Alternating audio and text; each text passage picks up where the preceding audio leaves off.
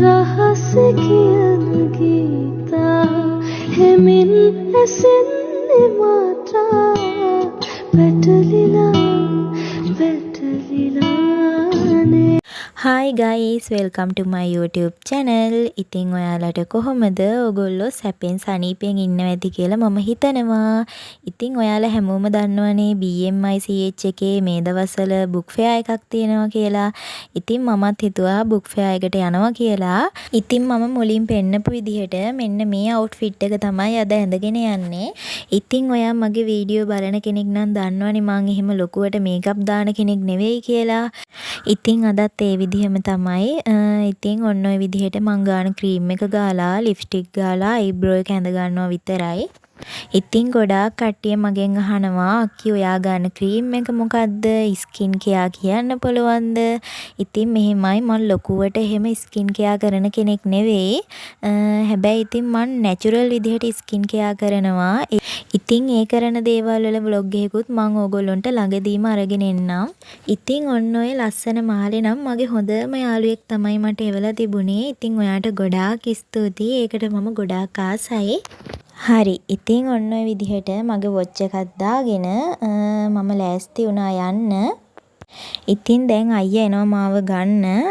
අද හැබැයි මම අයියත් එක්ක තනියම නෙවෙයි යන්නේ. අයියාගේ අක්කයි එයාගේ බබාලයි එක්ක තමයි යන්නේ. ඉතින් බුක් ෆෙයා එකට. එයාගේ බබාලට ඉතින් අනිවාර්යෙන්ම අවශ්‍යයිනේ පොත් ගන්න එක. ඉතින් ඒ නිසා අපි හිතුවා අපි දෙන්න තනියම යන්නේ නැතුව අක්කලත් එක්කම යනවා කියලා. ඉතින් කොච්චර හෙයාර් ස්ටයිල් තිබුණත් මට සෙට් වෙන්නේ මෙන්න මේ හෙයාර් ස්ටයිල් එක තමයි. ඉතින් මම මේ හෙයාර් ස්ටයිල් එකක් දාගත්තා. මගේ කොණ්ඩේ ඉතින් ටිකක් කර්ල්නේ. ඒ නිසා මට කොණ්ඩේ කඩාගෙන යන්න අපහසුයි. ඒ නිසා ඉතින් මම මෙන්න මේ විදිහට පෝනි ටේල් එකක් දාගත්තා.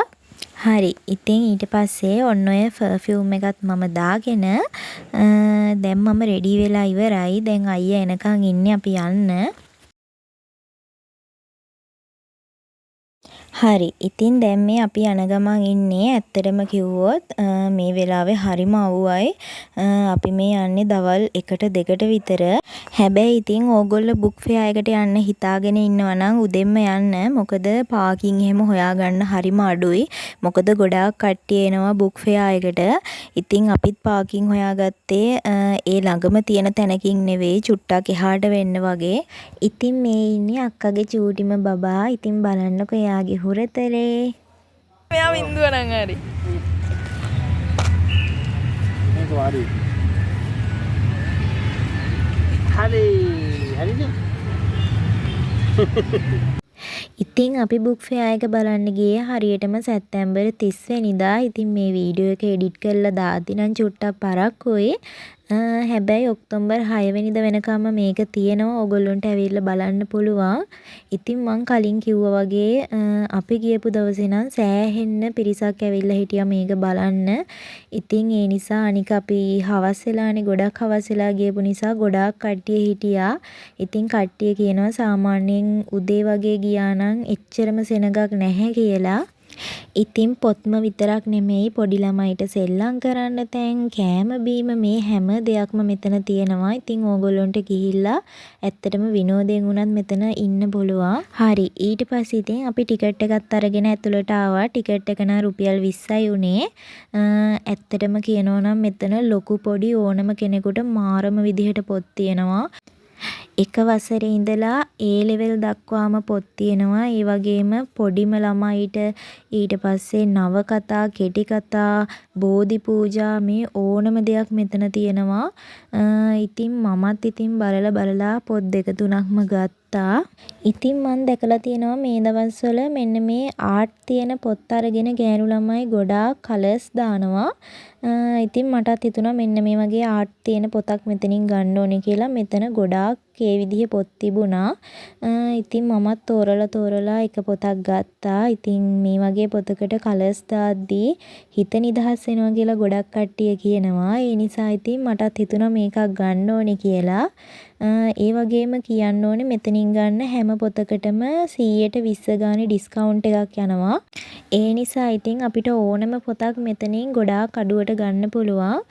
ඉතින් ඇත්තටම මේක ඉගෙන ගන්න ළමයිට ගොඩාක් වටින දෙයක්. මේ විදිහේ අඩුවට පොත් දෙනවා කියන එක ගොඩක් වටින දෙයක්. ඉතින් ඔයත් තාම ගියේ නැත්තම් යන්න අනිවාර්යෙන්ම. මේක ඔක්තෝබර් 6 වෙනකම්ම තියෙනවා. උදේ 9ට පටන්ගෙන රෑ 9 වෙනකම්ම තියෙනවා. ඉතින් ඇත්තටම මම නම් එහෙම ලොකුවට සාමාන්‍යයෙන් පොත් කියවන කෙනෙක් නෙමෙයි. ඉතින් ඔයා පොත් කියවන්න ආස කෙනෙක් නම් ඒ වගේ කෙනෙකුට නම් ඇත්තටම ගොඩාක් වටිනවා. ඉතින් මම නම් කලින් BMICH එකේ පොත් ප්‍රදර්ශනයට ඇවිල්ලා තිබුණේ නැහැ. ඇවිල්ලා තිබුණේ නැති නිසාම තමයි මම ගියේ. හැබැයි ඇත්තටම ගියාට පස්සේ තමයි තේරුනේ ගොඩාක් වටිනවා කියලා. ඉතින් අපි නම් ගොඩාක් වෙලා හිටියේ නෑ. මං කිව්වනේ අපි ගියේ හවස කියලා. ඉතින් ගොඩාක් කට්ටිය හිටියා. ඒ නිසා ඔන්න ඔය පොත් ටිකත් අරගෙන අපි එළියට ආවා. ඊට පස්සේ ඉතින් අපි කාලා බීලා ගෙදර ආවා. ඔන්න ඔය විදිහට තමයි අද දවස ගත වුණේ.